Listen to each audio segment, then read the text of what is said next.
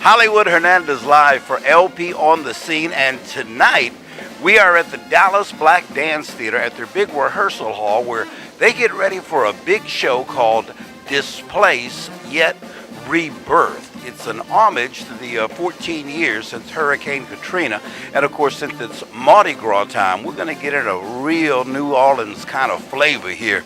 I might even have me a little bowl of gumbo, at least some Popeye's chicken. Check it out. Let's see what the guys are doing here with the rehearsal.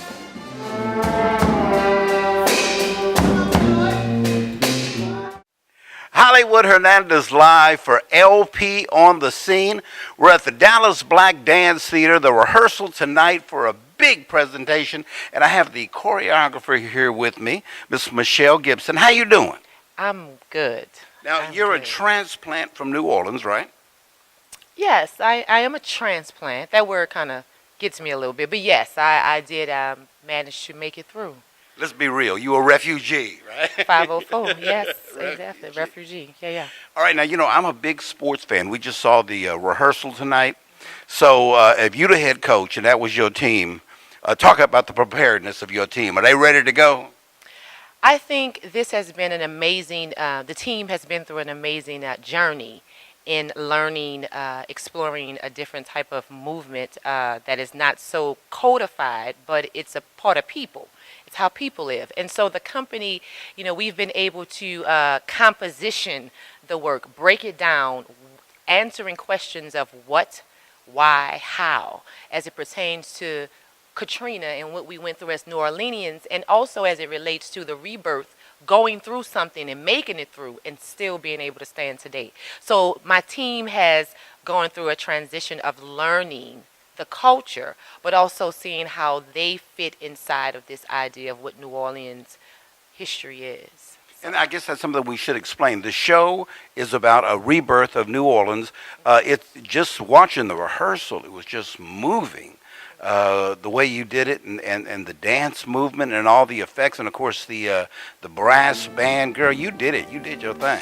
I mean, but the thing is, it's not uncommon to see in New Orleans music and dance married to each other. Like it's a marriage. Like you can't do the movement without having the impulse of the instruments. And so we understand that we need the tuba, we need the saxophone. When the trumpet is playing during a dirge of a jazz funeral, those are the cries and the mourns of the bereaved. So all of those things is what Second Line is, and we do it as a community. So what better way to expose this tradition, this communal experience with another city who also has its own story, but we all have a rebirth. So this work, Displaced Yet Rebirth, is an opportunity for me to really allow people to come together on one accord, based on one experience, but understanding that music and dance is a part of who we are, and that's what we use inside of our culture.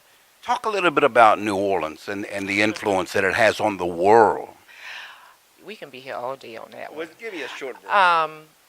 New Orleans, we are presently 2018 celebrating the tricentennial, 300 years of existence. And for me, being a black New Orleanian, it brings a special connotation, a special identification for the history and what it represents. And so when you think about New Orleans as far as the music, what jazz has given to history, American history, what the emphasis of Congo Square, the relevance of understanding the Mayafa of the slaves and when they were brought here to America. New Orleans, the port of New Orleans at the time was the largest port that received the largest amount of diasporic people. And so you had the Senegambian trade, and then you had the Haitian Revolution, and all of these people managed to meet at the port of New Orleans. New Orleans is the one place in the USA that is able to say it is a melting pot of the diaspora.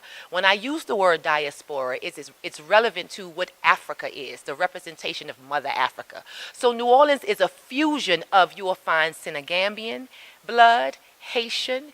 You'll find Creole. We have this whole, that's a whole nother conversation of what Creole is.